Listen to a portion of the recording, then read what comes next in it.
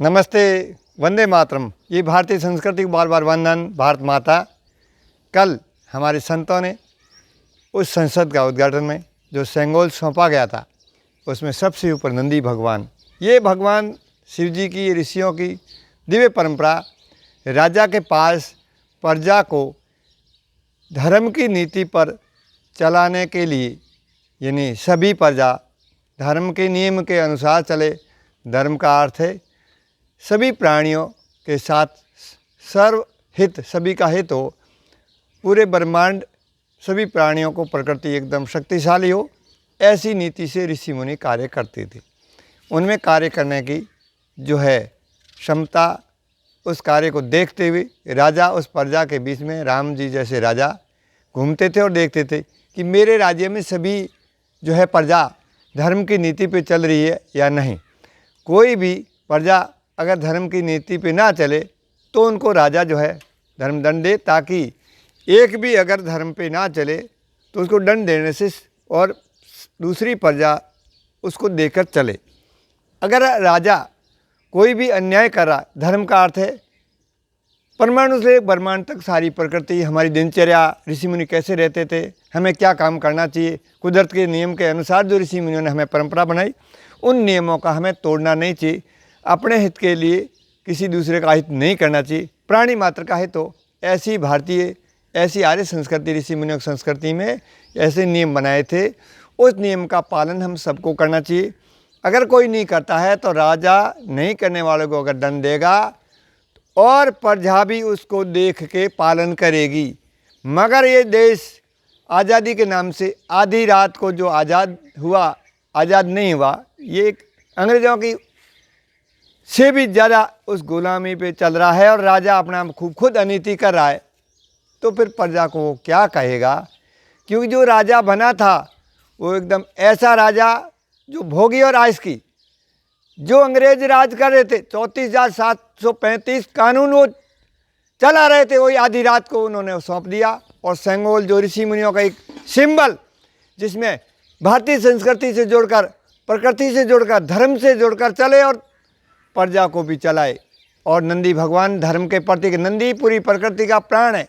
और जब से अंग्रेजों ने तो इस नंदी भगवान को जो है, नंदी भगवान बहुत बड़ी ब्रह्मांड की ताकत है और गौ माता एक धरती की ताकत है। ऋषि मुनि कितने बड़े वैज्ञानिक, इन दोनों ताकतों के जरिए हम आर्थिक, आध्यात्मिक और प्रकृति को रक्षा कर पाएंगे। तो उन सब का हमने अपमान किया। आज प्रकृति के साथ कितनी हानि हो रही है। राजाओं ने न्याय नहीं किया, इसलिए प्रकृति नाराज होकर कुपित हो रही है। तो हमें फिर से जो सेंगोल हमारे ऋषियों महर्षियों की जो बनाई विज्ञान के, ऋषि मुनि राजा को ये बताते कि आपको अपने राज्य में कोई भी नीति से नहीं चलता, उसको दंड देना। अगर नहीं दोगे तो अधर्म बढ़ जाएगा। और सभी महर्षि वनों में, पहाड़ों में तपस्या करते थे, नंदी भगवान को अपने पास रखते थे। नंदी भगवान चेतना और ऊर्जा देता है, क्योंकि महर्षियों के पास दिव्य चेतना चाहिए। उन चेतना के बिना कैसे ऋषि मुनि, कैसे राजाओं को आदेश देंगे? तो ये अपने आप में बहुत बड़ी ऋषियों की विज्ञान हमें फिर से ये शिक्षा दे रही है कि इस देश में जो है वो ऋषियों की धर्म पे चलकर जो धर्म या नीति से नहीं चल रहा है उसको दंड देना चाहिए। दंड नहीं देने से और ज़्यादा अव्यवस्था होती है। मगर आज जो इस भारत में अंग्रेजी चल रही है, पश्चिमी संस्कृति की चल रही है, ये अपने आप में नीति नहीं है, ये अनीति है। तो हमें फिर से जो ऋषि मुनियों का ये जो संकेत, जो राज्यसभा में नंदी भगवान को बैठाया है, नंदी भगवान सबसे श्रेष्ठ और ऊपर, सबसे ऊपर क्यों है? क्योंकि नंदी एक चंद्रमा का प्रतीक है। चंद्रमा जिसके पास रहता है विवेक से जो है हर कार्य समानता से और सब नीति और नियम से करते।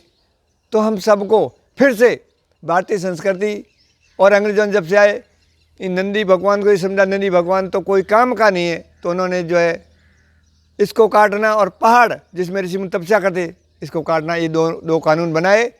मेरा राजाओं से निवेदन है कि दोनों को रक्षा के लिए आप कानून बनाइए। दोनों इस प्रकृति का प्राण है, दोनों की बहुत बड़ी आवश्यकता है।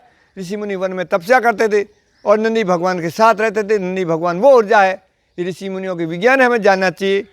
और जब ऐसे ऐसे संकेत भी मिले कि नंदी भगवान के साथ जीने वाले महर्षि राजाओं को जो है धर्मपरायण जो उसको सौंपते थे कि आपको जो धर्म की रक्षा करनी, कोई अनिति करता है तो उसके खिलाफ जो है आपको दंड देना, ताकि प्रजा सब अच्छी हो।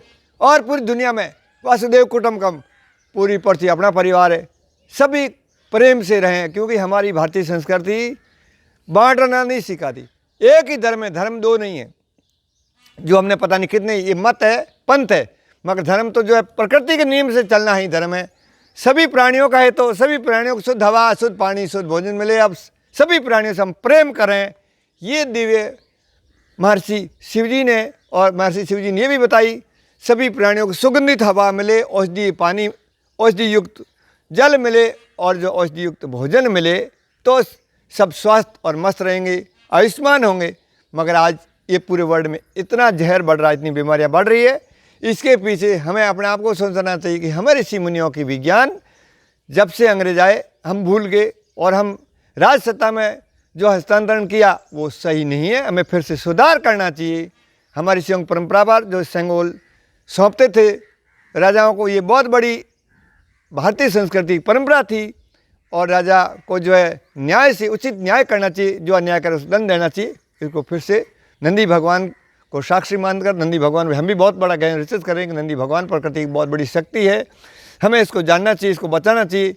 और नहीं तो आइए, इसकी बहुत सबसे ज़्यादा स्थिति दयनीय है।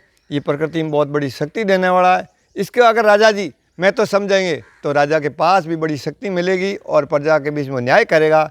इसको हम नहीं समझ पा रहे, इसको बहुत दंड मिल रहा है, ये बहुत दुखी है, तो राजा भी दुखी हो रहे और पूरी प्रजा भी दुखी हो रही है। पूरे विश्व में जो है अपने आप में हाहाकार, बहुत तबाही मच रही है। इसके पीछे हमें ऋषियों की परंपरा, प्रकृति माता, भारत माता प्रकृति से जोड़ने का नाता बताती है, मगर हम इन अंग्रेजियत में जो है इतने भोग और भौतिकता में घुसकर बहुत दुखी हैं।